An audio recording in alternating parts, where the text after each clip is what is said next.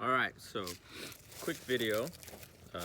It's October in Idaho, but in case you're like me and you don't clean your brushes often, let's see if you have options. You see a painting behind me. Down here is a perfect example of what my brushes look like. Not treated very well. Actually, this is a really perfect example. I paint a lot, and then when I paint, I usually paint until I'm pretty tired, and then sometimes I forget to wash my brushes or have a lot going on. But just to show you,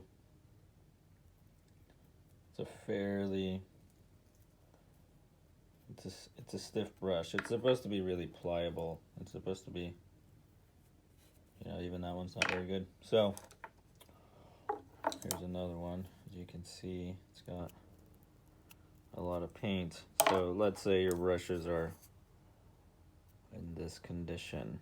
What can you do?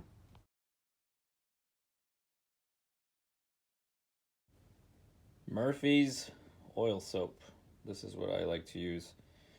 And you can do this a couple of different ways. You can get a container and fill it about that much. Let's say, for example, this is your container and it's filled. This is actually painting medium, but let's say you fill it, and then you would make sure that you don't want to pass the ferrules. This is your ferrule here. You don't want to go past that because there's glue in there, and if the soap gets in there, your ferrule will come off. So you probably want to keep it to about there. So you want to fill it to about there, and then you can let these go in there. Now the problem with that is once the paint starts to come loose, your brushes might stay in this position if you leave them in too long. So your second option is to get a bunch on your brushes and then wrap them with saran wrap and let them sit for about 4 to 6 hours, and that should come off. So we're gonna do that, and then we'll check back once they've been sitting for 4 to 6 hours, and then we'll see how clean they come. So we'll do it before, as you can see, and then wait for this to focus.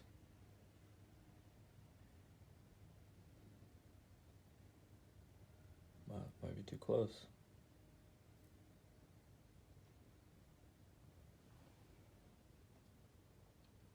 So as you can see, not very good shape. And then I'll talk a little bit about tips to try and get this brush in a little bit better shape. It's never going to be 100% once your brush has kind of gone this route, but you can definitely swing it back to a better state than this is. And you can just keep using these brushes over and over. And well, if you're hard on brushes, then this is what you do. If you're very careful with your brushes and you clean them a lot, this video is not for you. Okay, here are the brushes. This one was fairly stiff. Did not wash that one. Did not wash that one. Did not wash that one. These have been rinsed a little bit with paint thinner, but you still have to wash them with soap and water after you rinse them with paint thinner. So I do not have plastic wrap, but this should work. And don't let your wife or husband catch you doing this in the kitchen. Okay, so I added some to the bag. These are already inside the bag, and you kind of want to work. I don't know if you can tell, it's inside the bag. But you want to work it in, and what you'll start to see, you'll kind of start to see some of the paint come off. So you just want to make sure you get it in there And do it to all your brushes. You don't need a lot. Doesn't hurt if you use a little bit more, but you just want to make sure to get it worked in.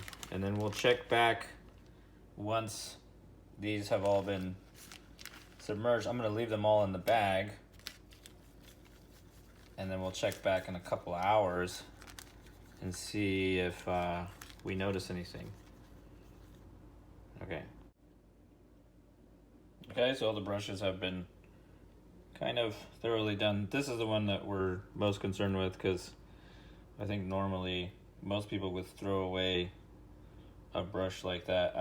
I've never done this with acrylic brushes, so I don't know how well that works, but it might be worth a try. Another thing that you can do is get a wire brush. So once you've soaked this for a few hours, and I'll show you the brush. It looks like a toothbrush, but it has wire bristles. And then you can take that wire brush and just run it through your bristles, and that should scrape most of the paint off.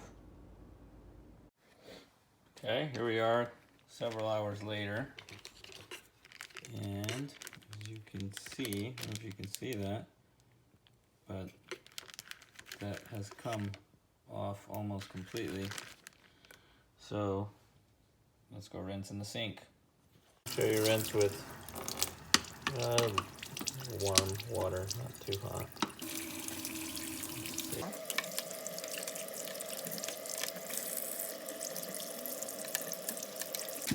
Okay, this is the one we were worried about.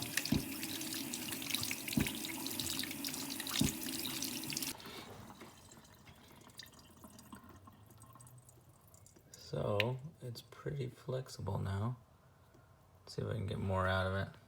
So here's the brush. It was originally a brown brush. So this is pretty close to the original color. And then we'll let them dry. And then I'll show you how to get some of the shape back. Okay, so how do we get our shape back? All you need is a little bit of tape. I already went ahead and dried these off. So for the round ones, it's really easy. You just roll them. I don't use any special kind of tape or anything like that. You know, it's not going to be perfect, but it'll be way closer than what you had before. So I usually let them dry for a couple of hours before I use them.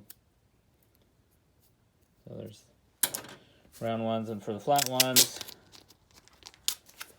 like for example, this one, you want to tape probably in more than one pass. So flat, and then roll it. Make sure it's in flat, and then pinch like that. Okay. So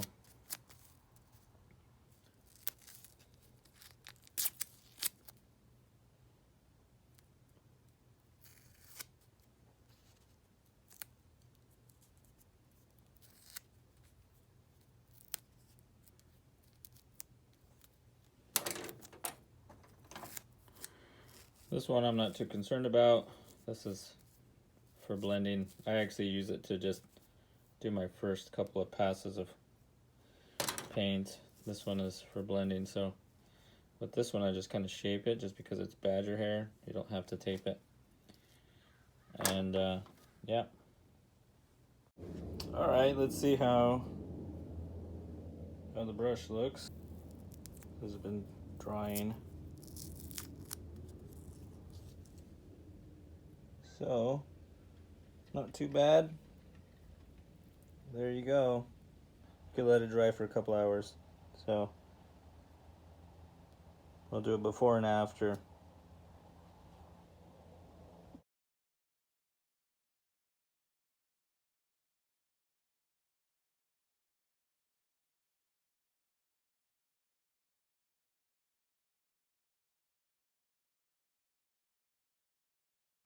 So there you go. Don't let anybody tell you that you have to be a super clean painter. So, I mean, if you're a clean painter, that's cool. But if you're like me and you used to think that you ruined brushes, hopefully this little tip works.